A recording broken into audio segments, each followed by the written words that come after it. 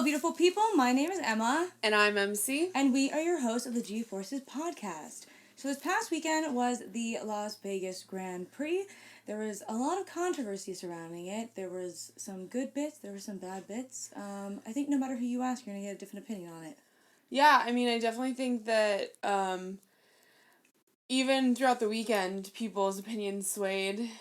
We saw some people at the beginning hate it, and then at the end, when certain wins were met, really enjoyed it. I don't know. I think the sport's getting bigger. The media around it is growing. I mean, you have fans like us who are brand new to the sport. And I think that it's just, this is how big it's going to be. It's becoming so large, and I think for the sport itself, that's a really good thing, but I think for diehard fans who have been around significantly longer than we have, you know, it's the evolution of the sport, it's change, and I think a lot of people are like me, they don't like change, so... Well, and I will say, them wanting a bigger American audience, like, you have to admit... Vegas was, the Americanized F1. Yeah. The glitz and the glam and the It was the Super Bowl. Yeah, it was essentially the Super Bowl of F1. That's what they made it out to be. Yeah. Which was not a surprise. I mean, when they said that they were going to have a race in Vegas, it's to be expected that it's going to be over the top.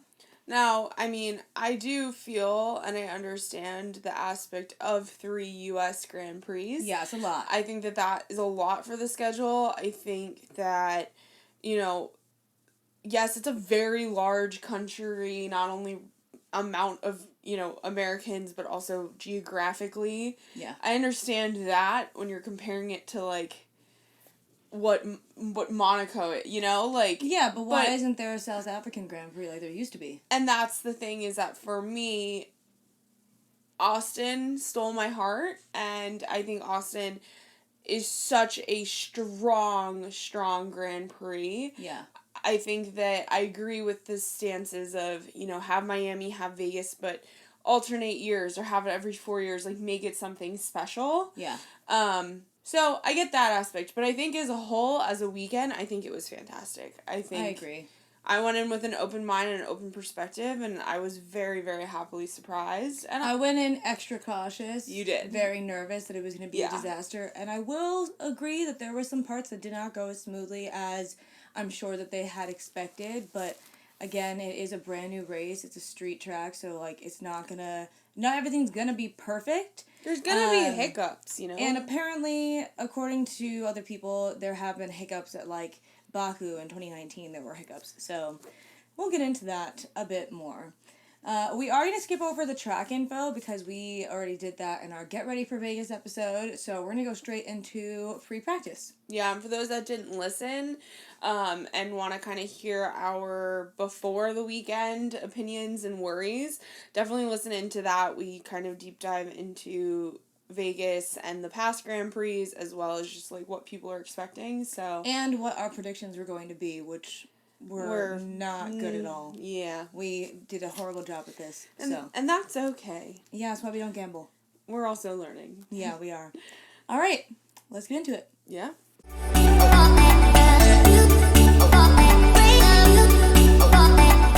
Free practice was a total of 9 minutes. It was supposed to be an hour. Well, free practice 1. Yes. Free practice 1, which ironically is something we tend to be like, oh, nothing happened. Yeah, no, our free practice 1 was chaos for the 9 minutes that it happened. So it went off. Everyone's so excited. It's the beginning of Vegas. The Sphere has the driver's spaces on it. Fans have already shown up. You know, it's not sold out. The grandstands are pretty packed. And because it's a street track, there's manholes. And Esteban Ocon, I believe, was the one who actually, hit the manhole in a way that, got it a little bit loose. And then Carlos, at, 8 minutes in, because also, they didn't go out immediately on the track, as usual. I feel like they usually take a couple minutes to get out there. So about 8 minutes in, you see Carlos's car on camera just, it looks like it exploded. Yeah, there was, I mean, more than the average amount of sparks that we normally see. It was like someone set off a firework underneath the back of his car. Yeah, and it was really strange to watch as a fan because it was like, what's going on? The other thing was, too, watching it through F1 TV, the camera angles were a little weird for the whole thing. So after FP1, there was actually a flood of videos. I mean, I saw on TikTok of different perspectives of how the car reacted to this manhole cover. Yeah, so basically the manhole cover, from what I can understand what they've said, it basically shot up and went into the car. It hit the car in a way because it was loosened when Esteban had gone over it, and so it hit his car in a way that like literally created a hole. Apparently you could actually see the street from inside the cockpit of the car. And so obviously end of FP1, they had to then go around the next few hours and actually check on every single manhole to make sure that they were safe. I think they were welding them, on top of it. Obviously temporarily, but they were just to ensure that this is not happening again. But it's not the first time it's ever happened. It happened in Baku 2019. Basically, what happens is the car is going so fast, much faster than your average car, and so with the forces from the car, it actually sucks the manhole out of the ground. Yeah, don't worry. The cover, not the literal hole. Your Prius is not going to be affected in this way. No. Don't worry, guys. And so there was just a hole in the bottom of his car, and they had to replace the energy store. And at this point, everyone is like, what's going on? So they ended at FP1. They went around, did all of the checks and everything, and they ended up having to push FP2 back until, I'm pretty sure the start time was 2:30 a.m. Vegas. And they added 30 minutes onto it, so it was going to be a 90-minute session rather than a 60-minute session to try and make up some of the practice that was lost during FP1. Understandably. I mean, this is a track that no one knows. You know, they need to figure out how the tires and how the cars are going to deal on the track. The drivers need to get comfortable. And to get rid of that full hour, that was a lot of... I mean, there were guys that had barely been on the track for... Exactly. A minute. There were guys who actually did not go out on the track at all during the 8 minutes, 9 minutes it was on. Carlos apparently made a comment to Max saying that he couldn't feel his legs for a few minutes afterwards. And apparently if it had gone the manhole cover an inch or two, whatever, in a different direction, there was a chance he could have been paralyzed or lost a leg or something. So glad to hear that he's okay, that nothing serious happened, that he was just sore. And there was a lot of issues afterwards in between FP1 and FP2. There was some press conferences. The media, and I think fortunately, the good thing is that we've seen it happen in a different race, right? Yeah. It's something... They have a quick fix for it because it's happened before. Because there's, one, so many fans that are new that don't know the history of the race, and two, there's been so much negativity around this whole thing that the second that there was a mistake, people just got their claws in. Yeah. And it just became... Oh my god, Las Vegas is already going to shit. It's the Fire Festival. We saw... Yeah, there was one TikTok in particular that, it's practice. These things happen. It's a new course. That's one of the reasons why they have practice. It's not just for the teams, but for also the tracks to ensure that things are going smoothly. Like in Qatar, when they literally made the track bigger or shortened it in certain directions because people were going off so often. It's actually to help the track as well. Yeah. And people just decided to go after the whole Grand Prix entirely, and there was actually a press conference with some of the team principals, and I remember Toto and James Bowles being there. I don't remember who else was on the couch. I think Gunther and Fred. But I don't remember the exact question that Toto had been asked by a reporter, but he, went off. Being this is ridiculous, Liberty Media has done a fantastic job, there are tons of people who put so much hard work and energy into making this race what it is, and all you can think about is the negativity and criticize people. It is unfortunate that, the situation with Carlos... It sucks for Ferrari that they have to rebuild the freaking car, but at the end of the day, this has happened before. Yeah. The one thing I will say is so Carlos ended up getting a 10 place grid penalty because they had to put in a new energy store in his car. Apparently the FIA is like, if there was a way to not have given him the penalty, then we wouldn't have. I think that's some BS. You wrote the rule book yourselves. You can change the rule if you want to in this situation. It's not like this is going to happen every single time. And so I think that they shouldn't have given him a penalty, or if they had to give him a penalty, why 10 places? I can see some teams being like, well, it gives him an advantage because he's got a new part in the car. So that's why I could see some teams arguing to give him a penalty, but not to the extreme that it was. 10 places is insane. Well, and I think that was going to be, like, my counter argument to you, is that there are going to be a lot of people who are like, you know, drivers who get into crashes at practice or qualifying, they've gotten penalties before. But I don't think it's ever been something as big as, like, a 10-place grid penalty, because... No. It's usually a couple. It's usually a 5-second penalty or even 5 places. Lance Stroll got a 5-place grid penalty. Yeah. But it wasn't because of his power unit. It had to deal with a yellow flag situation. But yeah, 10 spots, in my opinion, that for was... For something that wasn't his fault, was extreme. And it could have been anyone, but you can say the same thing, again, with a crash where they have to replace these things. Yeah. So, I don't know. I think... It's the inconsistencies of the FIA. You can't continue to pick and choose. Yeah. And you can't, I don't know. There just needs to be, I know that you can't streamline things like this because it's such a 1 in a million chance, but some of their decision making, the inconsistencies are so starkly obvious. Yeah. And I did hear one argument as well in favor of the 10-place grid penalty, or a penalty in general, of if the FIA were to start saying, okay, we won't give you a penalty because of this, then, who's gonna say that teams aren't gonna then, sabotage their cars just so that they can get new parts? Yeah. No, I agree. And then have new parts potentially not included in the cost cap. So, there's a lot of arguments on both sides of the situation. I don't think we are personally qualified to decide on what it is. I can understand all sides of this argument. Yeah. I do have to say, as much as, Toto Wolff is my favorite team principal probably ever, I do feel like his comment was a little hypocritical of, it does suck for Carlos, but we just gotta keep carrying on. I feel like if it happened to Lewis or George, he would be acting the same way. He would be so mad. He would make it a whole big thing.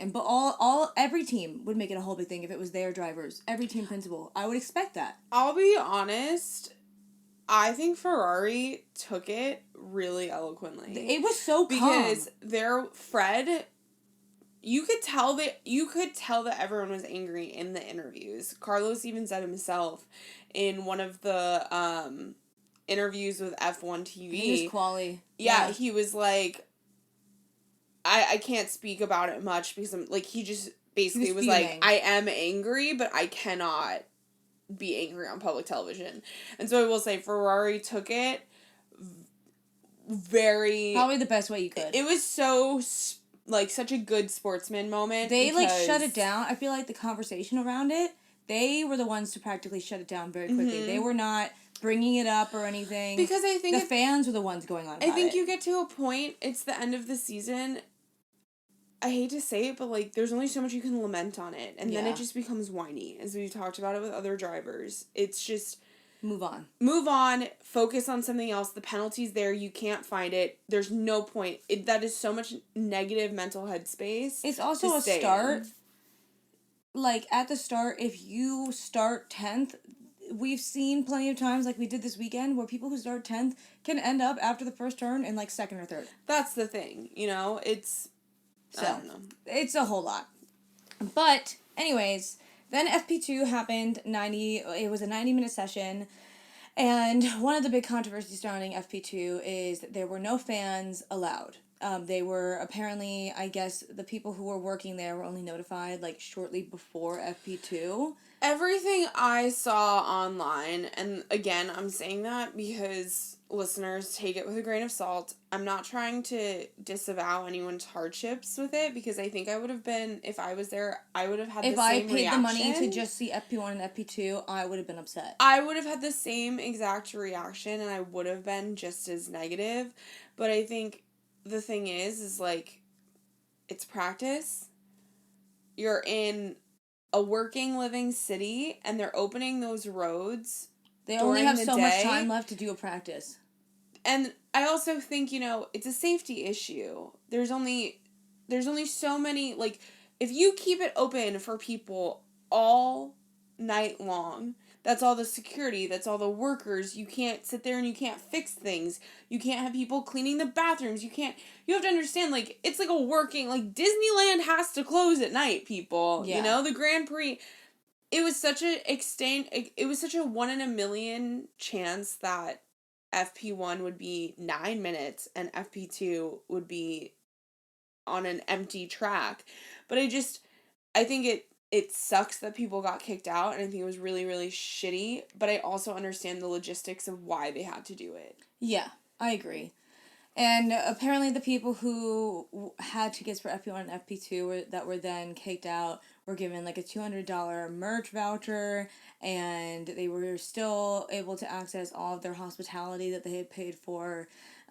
So that is a bonus that like they were still able to do that stuff, but I can understand the frustration. Oh, yeah. At the same time, I can also understand why they didn't allow any fans to watch it. You can still watch it on TV. You can still watch it from your balcony if you were there in Vegas. So FP2 had a lot of drama surrounding it, and I think the issues with FP1 and then FP2 really was like the beginning of everyone. It was, I think it was the end of all the hatred, because it was. Everything else ran smoothly from there, but I think it started on the wrong the first foot. 2 sessions happening like that was not what they needed. No, it was, I'm sure it was a bit of a PR nightmare. Yeah. There's only so many ways you can spin kicking out all the fans.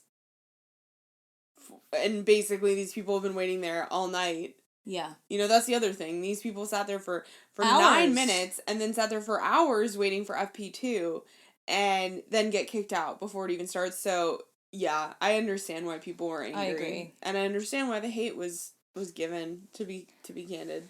But, alas, during FP2, some of the stuff that we were hearing from drivers was that it was very slippery and dusty. It looked super dirty, the road. It was cold, too. A lot of them, the tires just could not get heated up. Yeah. And so, it literally looked like they were driving on ice on certain points. Yeah, I agree. The results of FP2, again, I kept saying this whole weekend, I'm not going to really take much of the results from the free practice sessions, and I'm not going to care much about it because we don't know what that's going to translate to. But, P1 was Charles, P2 Carlos, and P3 Fernando. So that's what Carlos was even more frustrated by, was that he now found out that he has the 10th place grid penalty, and yet his car is doing well on the track, which has to suck. This was also, we saw a little bit in this session, the McLarens were really struggling. They had a hard time just kind of getting the tires heated. And same with AlphaTauri. We've had some weekends recently where AlphaTauri has been doing incredibly. Not this weekend. They were struggling quite a bit. No. This was not a track for them at all. Yeah. I don't know what happened. Everything that we witnessed and everything I was reading up before we started the episode just kind of was like, AlphaTauri was there, but it was a quiet weekend. Yeah. And I don't think the car just did well. Yeah, neither do I. So.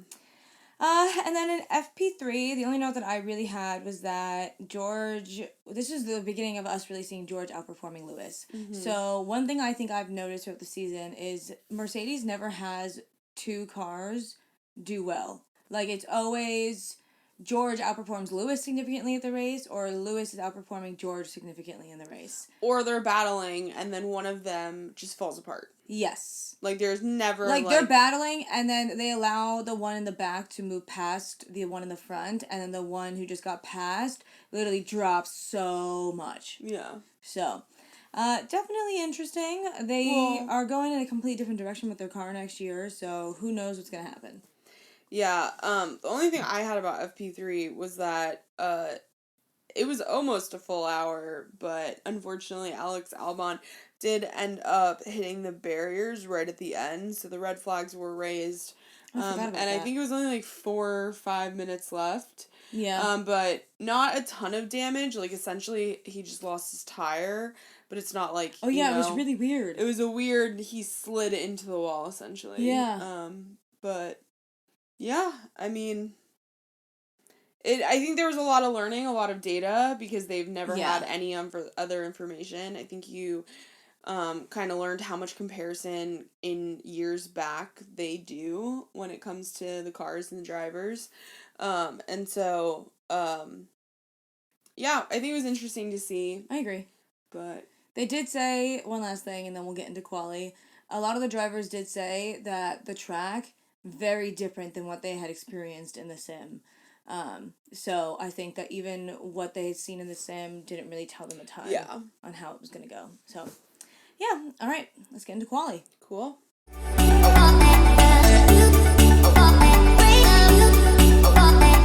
So, right at the beginning of qualifying, we ended up finding out that Lance Stroll was given a 5-place grid drop. I guess during one of the yellow flags, I don't remember specifically which one, but he just breached and basically didn't slow down for the yellow flag. Yeah. So he's pushed back 5 grid spots. So we knew that going in.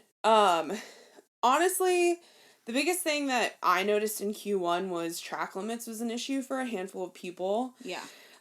We saw George Russell, Yuki Tsunoda, Lando Norris. We saw them all get track time deleted. And this ended up becoming a huge issue for the likes of, like, Lando. Yeah, Lando and Oscar definitely screwed over.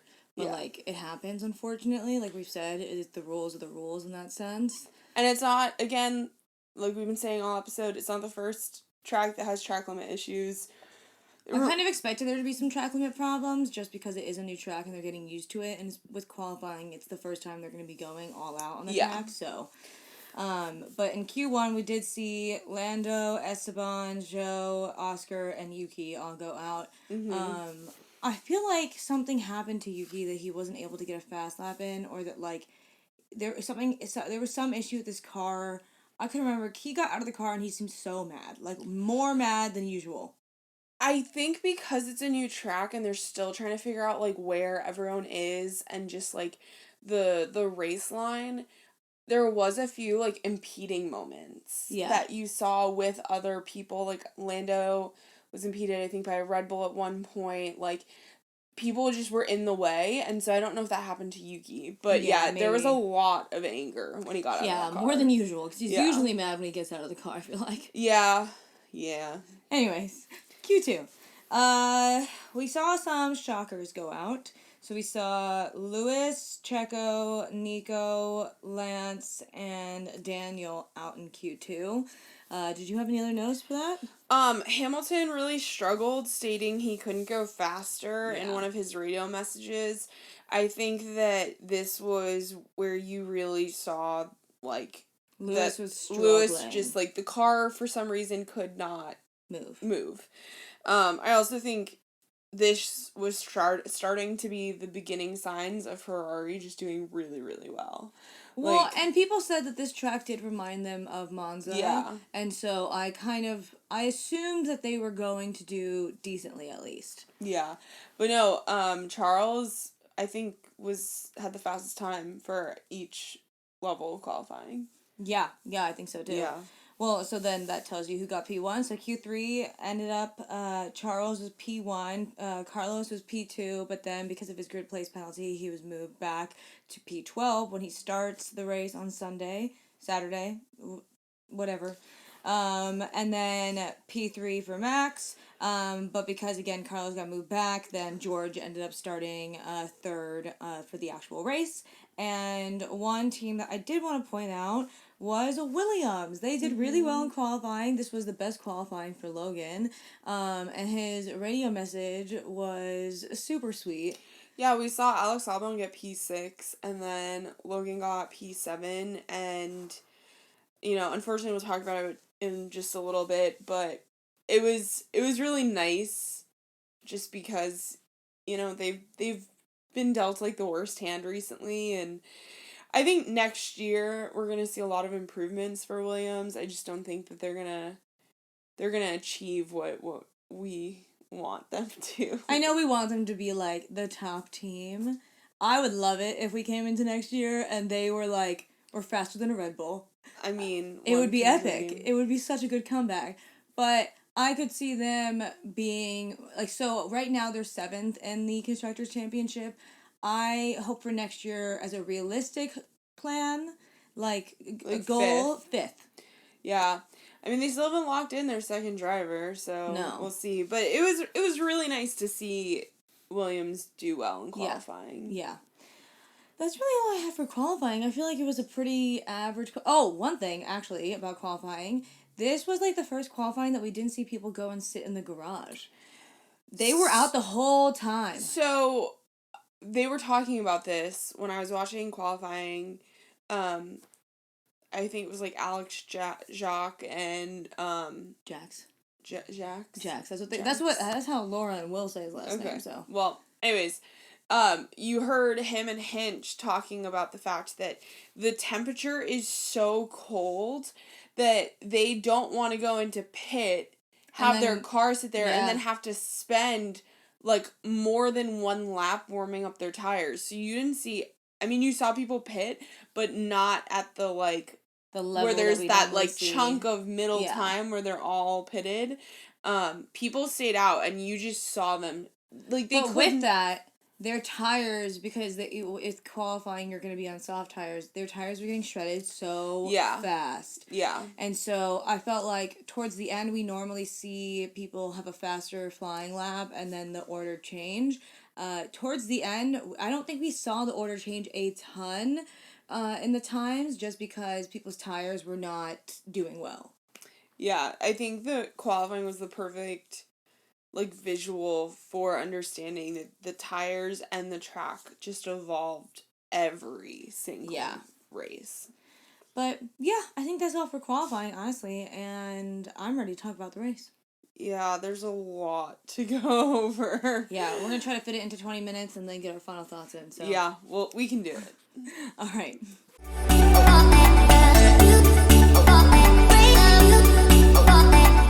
So, the race. It's a lot. A lot happens. Which was unexpected, but also expected at the same time. And I think it was one of the best races of the season for the spectators. I think in terms of action, I think in terms of battles, and I think it checked off everything that people want for a race. I think the drivers had fun too. Yeah, and I think it was just, overall, it was the spectator sport that they wanted. I mean, it was entertaining. You heard drivers after the race talk about how exciting it was. So I think it went off without a hitch. Yeah. I think it was a huge success. Yeah, to be candid. I agree. But let's get into it. So the majority of the fields, they were on mediums. But Lewis, Joe, and Oscar, they started off on hards, and then Lance and Yuki started off on softs. Lance and Yuki were both at the back of the grid, though, so I think that they were trying to do something to get off a little bit faster. That speed. The start was chaos. As per usual, I feel like starts typically are chaotic. It's really rare that we get a start that nothing weird or bad happens. But... the red lights are off, and Max had a much better reaction time than Charles, and just the Red Bull was able to move a little bit quicker. But because of that, Max was on the inside, and his tires just weren't warm enough to cut in the turn, and he actually then forced Charles wide. So wide that they were both off the track. And then they get back on the track, and we find out later on that Max actually got a 5-second penalty for this, which this is the first time that the stewards have given him a penalty for that same move. He's done that so many times. Yeah, I mean... Whether it's intentional or not. I think it's the way starts are. I think that at that point he's trying to get in the lead but also defend, and he does it in kind of not the kindest way it can be done. And so it's not surprising. I just think, Charles immediately got onto the radio and was telling his race engineer, like, you could tell he wanted to fight it, and I think But I'm Ferrari also did. like, Charles, he does this every single race. How do you not see this coming? Like, how are you surprised? Like, this happens every time you're on P1 and he's P2. Like, this is several weekends in a row. This has happened to you, man. Like, yeah. Anyways. I don't know. But because of that, then right behind them, we see Alonso actually lock up similarly to kind of Max in a sense that, like, he couldn't make the turn. And then Alonso spun, Valtteri come in, and then Carlos ended up in the carnage. No one, like, actually had severe damage, but because of all of this, safety car came out. Virtual safety car. Well, because while that's going on, so that involved Fernando, Checo, and Bottas. They're in their little squabble. Then you have Hamilton get hit by Carlos because his car he understeered, and so he went into Hamilton. So all of this is happening, like, literally into the first turn. So they deploy the virtual safety car because there's just, like, bits and bobs everywhere. Cars are turning the wrong way. Everything just needs to get a bit more organized. I think, Bottas or Checo, like, Fernando Alonso's car spun out, so the two cars kissed. Like, it was a mess.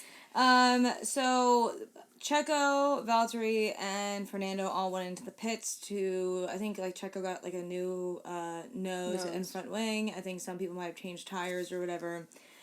So they did that, and then on lap 3, the virtual safety car ended. For a hot sec.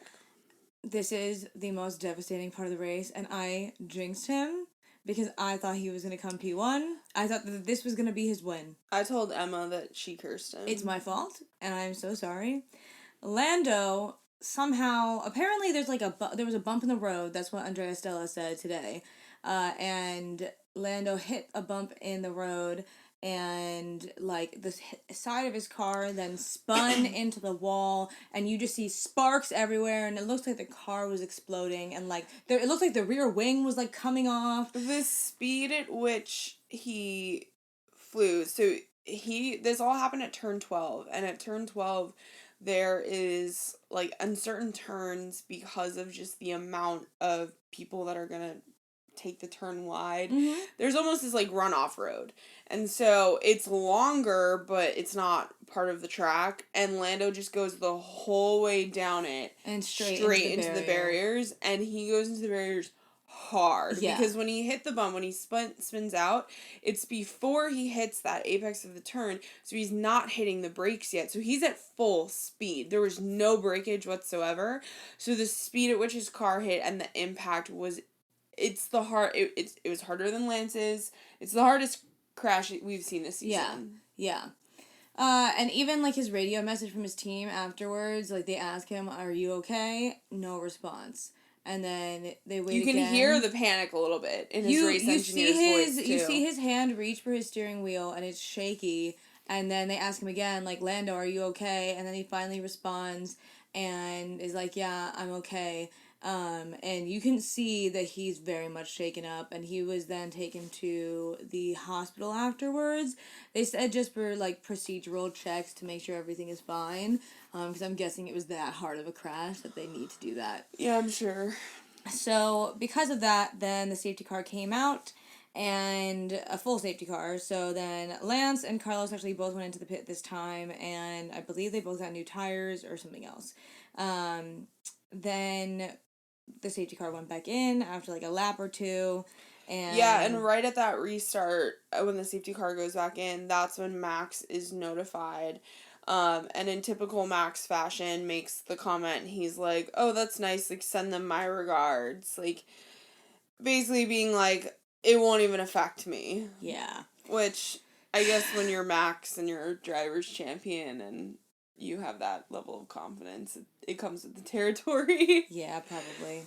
And so then, once the race starts back up again, we actually see, one thing I noted was, you see Alex and Logan start to slow down a bit, even though they're both still in 5th and 6th place. They are slowing down significantly. Their tires, I don't think, were able to keep up. Their tires shit the bed. Yeah. Like, you could just see Logan Sargent within, like, a handful of laps was passed. Like, by, like, 3 or 4 people. I think Williams knew they were going to be hard on the tires. Yeah. I just don't think they were expecting that big of a drop that fast. And that early on. Yeah, I agree. What next? So then, Max's tires started to shit the bed as well around this time. Yeah, lap 16-ish. And this is where we get to see Charles finally take the lead. Apparently, I couldn't tell, but, like, when I was rereading the lap by lap, they were like, and the crowd went wild. Yeah, I think I heard the crowd freak out. But while this is happening, we also see around this time, like, in these, like, later teen laps, I don't know specifically, sorry, guys, Lewis and Oscar go to wheel. It was lap 18. Lap 18? Okay, so I was right. Yeah. Lewis and Oscar went wheel, and I think when the race happened, we visually only thought Lewis had a punctured tire, but then after, in a post-race interview, Oscar was like, no, we had a puncture too. Yeah. So basically the way they hit, they just, like, their tires kissed, but because of that and these tires being the way that they are, they both had to go in. And this ultimately ends up kind of screwing over Oscar's entire plan, because it's lap 18, he punctured his set of hards, and at this point he has to go in for another set of hards because it was too early to go into that medium. So they just had to... He unfortunately had to... He had to do 2 pit stops rather than just one, which was probably the original plan. Yeah. So, then at lap 20, just so you guys know the current order of things, the order is Charles, Checo, Esteban, Lance, Carlos, Fernando, Joe, which he had not stopped for a pit stop yet, George, Max, who had served his penalty already at this point, and then Pierre. So, kind of some people in there in the mix that we don't normally see up in the top 10. Esty. Yeah, I know. The Alpines were doing pretty well. Esteban did really well. Yeah. So then at lap 22, we finally see Charles pit for some hards, and he came out behind Checo and Lance, but it was only just a short matter of time before he caught up to them. Then at lap 26, we actually see a safety car come out because Max and George had a little incident. Yeah, they got into, like, a battle, essentially. They were just fighting, and they made contact, and they were both very colorful on their radio messages, but because of this and the contact and the stewards reviewing it, George ends up getting a 5-second penalty, which was a bummer, but it didn't kill him. Yeah. But it still was like, damn. Yeah. And then the safety car went back in lap 29, because the safety car just had to clear some of the debris off. There wasn't really a lot of debris, honestly, but I think they just wanted to make sure. I think after the manhole, they were so weary of the road screwing up the cars. Yeah. Then over the next, 18 laps, I mainly focused my notes on Checo, Charles, and Max, but there were a bunch of battles going on in the back. But right now... Even amongst teammates. Yeah, there was a battle between Pierre and Esteban. Yeah, that was my only note, really, about that length of time, because it's middle of the pack laps, I don't know. I think sometimes I get frustrated with Alpine because it's communicate a little bit better. Yeah. Apparently there were radio issues though because of how high the buildings are. I don't know if that was actually legitimate or if I have a feeling it is. I have a feeling it is. I hope it is. The vibe I got from that was that they were trying to just let's not stir the pot. That was the vibe I got. They were like, I wonder. We'll never know. Yeah, I definitely think they were like, let's end this conversation now. Yeah. Anyways, at lap 32, we see Checo take the lead. And then at lap 35, we see Charles take the lead. And then immediately after that, at lap 36, we see Max pass Checo, which this was definitely a team order because Max used DRS to pass Checo, and I'm pretty sure Checo was within a second of Charles, so he could have used DRS as well, but then I think they were like, no, don't use DRS, like, we want Max to win. Interesting. Yeah. Sorry if my voice sounds weird, I feel like I'm about to sneeze.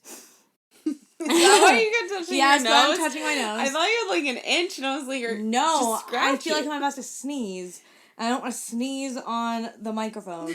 And then at lap 38, we see Max take the lead from Charles. But then at lap 43, we see Checo pass Charles again. Yeah, Charles. It was just a lot of back and forth. Charles ended up having a lockup in turn 14, and essentially at this point in the race, because it's lap what?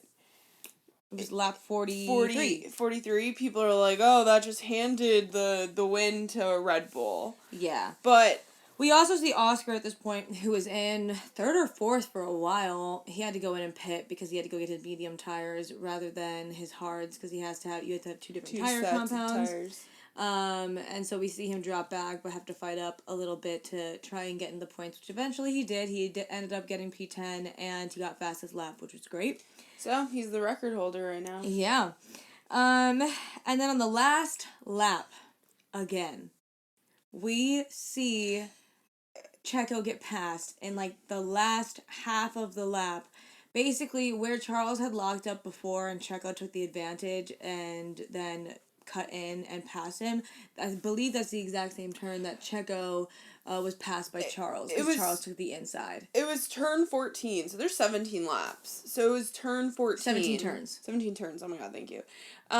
It was turn 14 that Charles overtook, so it was the latter half of the lap. Yeah. And I have to say, Checo has been giving us some, like, good racing. End of race entertainment. Yeah. Like, that's the thing. I have my qualms with Sergio Perez just because I think that there are other drivers that would be able, I think, as a fan, as someone who has... thrive a bit more. I think that there are people who would be better in that role because it's Red Bull and the way they handle their team and everything. But I have to say, I've been really, really impressed with Perez's racing last weekend and this weekend. I agree. I think that he had a handful of races where it was not looking great and it was not feeling great, and I think, you know, I have to give him a lot of props. Yeah, me too. We also did see Hülkenberg and Tsunoda retire at some point. I don't know. Yuki was, like, in the last lap, and I think Hülkenberg was in, like, lap 45. Don't know exactly what the problem was. They might have gone into it in interviews, but I haven't seen their interviews. So not really sure what happened 100%, but just so you know, they did end up retiring. And the podium was P1 Max, P2 Charles, and P3 Checo. I thought it was a really fantastic race to watch. It looked like they had a lot of fun. The way that they spoke about it, it seemed like that they enjoyed themselves. So I think that they should be excited to go back next year. I think Max changed his tune very quickly, going from, no, this is awful, to, I can't wait to come back next year. Yeah, I'm curious if that's genuine or if they were like, you're the winner, you have to be happy. Like, you have to be happy. We're in the happiest place in the world. Be happy. You know? I think that... We talked about this, and I think that drivers, there are rules that the FIA has put in place that is kind of restricting to what drivers are allowed to just speak about. And I think drivers have every right to be able to speak about anything that they want. I disagree with that FIA rule. But I think that the way Max at the beginning of the weekend was incredibly negative, not only being the driver's champion this year, but basically being the face of F1, I think pick yourself up by your bootstraps and get through the weekend. It upset me knowing how much work that, like, not just the, like, CEOs and stuff like that of the media companies involved put in, but, like, the grunt work that some of these people did. Like, the people that are getting paid, like, $40,000 a year all of the stuff that they had to put in to this weekend and all the work that they did, those are the people that I get frustrated for, because it's like when you're so negative towards something that they worked so hard on, that upsets me. Well, and it became his quotes became the headlines. Yeah, they were the headlines. And I think that when you have that being the main focus, you're taking away from the good moments. I think that if he wants to be negative, then you know what, be negative, and who am I to say anything on our cute little podcast? But I don't know. I thought it was... It took away a little bit. It took away from it because it became less like, hey, there are concerns, maybe we can fix it this way, and more just like, I'm gonna whine because I'm not liking this. Yeah. You know, if you don't like something, maybe bring ideas to the table. And maybe they are. Maybe there's our closed doors meetings, and we don't know. Yeah. I just thought the media perspective he was portraying was just a little... Much. It was really condescending. It felt like. Yeah, I agree. So, come for me. No, I'm kidding. I think we can get into our final thoughts now. Yeah.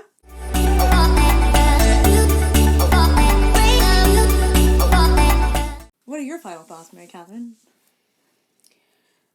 Kind of what I said at the beginning of the episode. I think that as someone who was watching it, you know, from my couch, not actually being at the Grand Prix, I thought it was great. I thought the race as a whole was fantastic.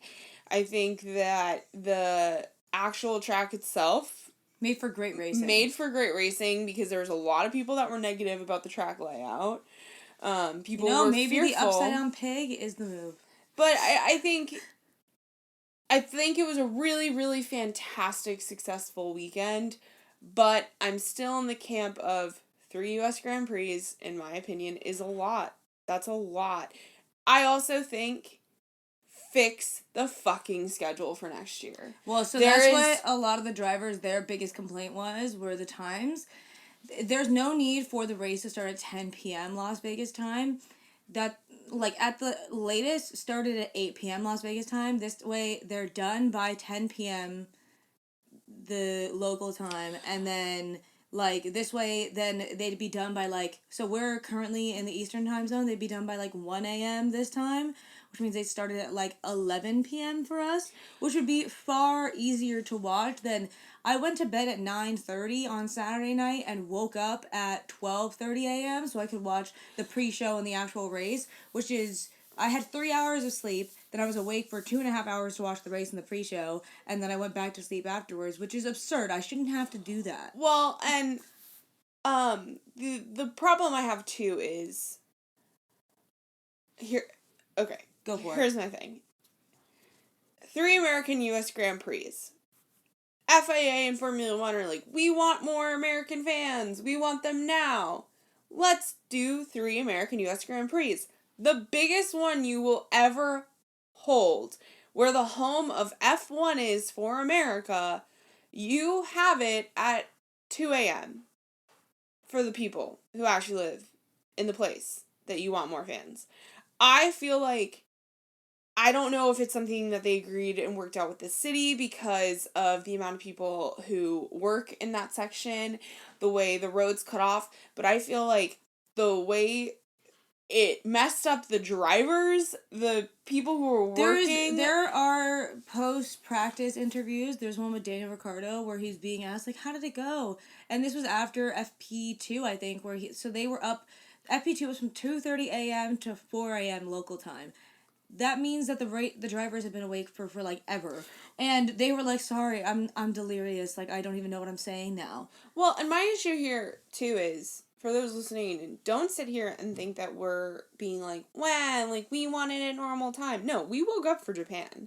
Like, we will wake up in the middle. I woke up at 1 a.m. Like, I will wake up when the Australian Grand Prix, like, I'll wake up at weird times for this sport. That's not my problem. My problem is the fact that why were the times in Vegas so strange? Yeah. Like, even the drivers were complaining about it because they've been in this part of the world for a couple weeks now, so their bodies have adjusted to this time zone, and to have them be racing so late at night, like, it's just completely throwing them off. And then next week they're in Abu Dhabi, so it's going to be a completely different time zone as well. Not normal. Yeah, so that, honestly, if they fixed the schedule, if they improved on the schedule and didn't have whatever this shit show of a schedule was this year, 10 out of 10 would recommend. Yeah. Like, I think this schedule and the little Carlos, not little, it was a big deal, but that can happen anywhere, any street course. It's the hazards of a street course.